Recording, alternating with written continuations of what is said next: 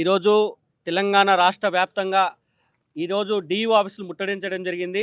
ఎందుకంటే దాదాపు 20,000 పైచీలకు ఉన్నటువంటి గవర్నమెంట్ పాఠశాలలు దాదాపు ఈరోజు 4,000 కుదిస్తున్నటువంటి రేవంత్ రెడ్డి ఆల్రెడీ 1,464 పాఠశాలలు ఇప్పటికే మూతవేయబడ్డాయి. ఎందుకంటే అక్కడ ఒక టీచర్ ఉండి ఒక 100 మంది స్టూడెంట్స్కి అన్ని క్లాసులు సోషల్ అయ్యండే, సైన్స్ అయ్యండే, తెలుగు అయ్యండే, మ్యాథ్స్ అయ్యండే, గంట కొట్టుడు అయ్యండే, మరుగుదొడ్లు క్లీన్ చేయడం అయ్యండి అయ్యే వరకు ఆయన పాఠశాలలు బంద్ చేయడం జరిగింది. ఇక్కడ పిల్లలు కూడా ఇక పాఠశాలలకి ఎవరు కూడా సార్లు వస్తలేరని చెప్పేసి పిల్లలు కూడా రావడానికి బంద్ కావడం జరిగింది. వెంటనే ఈ యొక్క రాష్ట్ర ప్రభుత్వం చర్యలు తీసుకొని డిఈఓ గారికి కానీ ఈ యొక్క స్కూల్ ఎడ్యుకేషన్ చైర్మన్లకు కానీ సెక్రటరీలకు కానీ ఆదేశాలు జారీ చేయాలి. ఏమనంటే తెలంగాణ రాష్ట్రంలో ఉన్నటువంటి అన్ని గవర్నమెంట్ పాఠశాలలన్నీ కూడా ఒక మంచి భవనాలలో అక్కడ ఉన్నటువంటి మౌలిక సదుపాయాలు కావచ్చు, గవర్నమెంట్ నుంచి ఏ వస్తాయో అవి పిల్లలకి ఇన్ టైంలో అందించి వాళ్ళకి నాణ్యమైన విద్య అందించే దిశలో ఈరోజు రాష్ట్ర ప్రభుత్వం చర్యలు తీసుకోవాలి.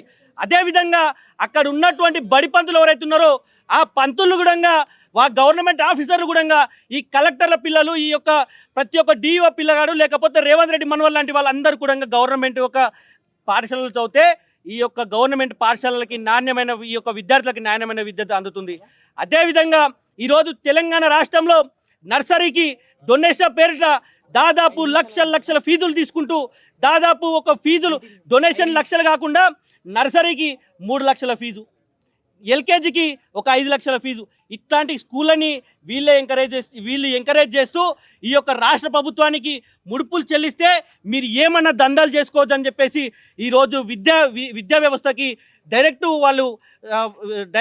చెప్తున్నారు.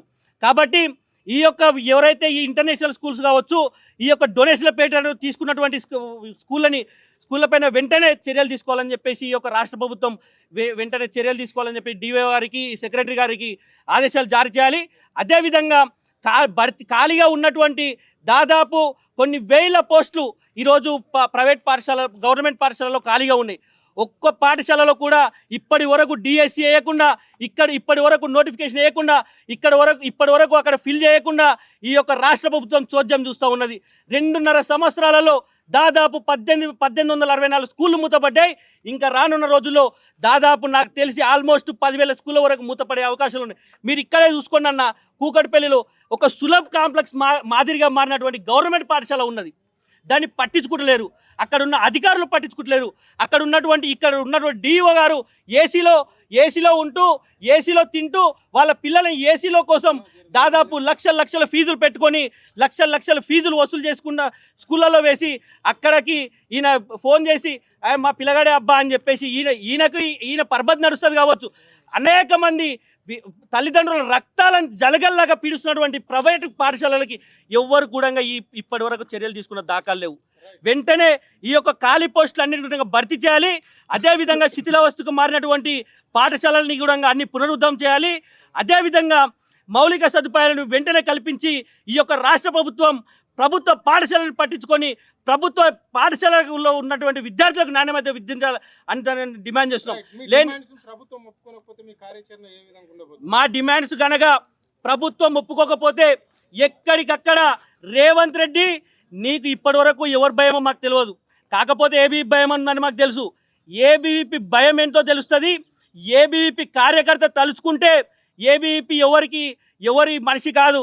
ఏబీవీపీ విద్యార్థుల యొక్క అన్న, విద్యార్థుల యొక్క తమ్ముడు, విద్యార్థుల యొక్క అక్క లెక్క ప్రతి సమస్య మా మీద వేసుకొని నిన్ను రోడ్డు మీదకి ఎక్కాలంటే నీ మంత్రులు కావచ్చు, నీ యొక్క ఎమ్మెల్యేలు కావచ్చు, ఎక్కడికక్కడ అడ్డుకుంటాం.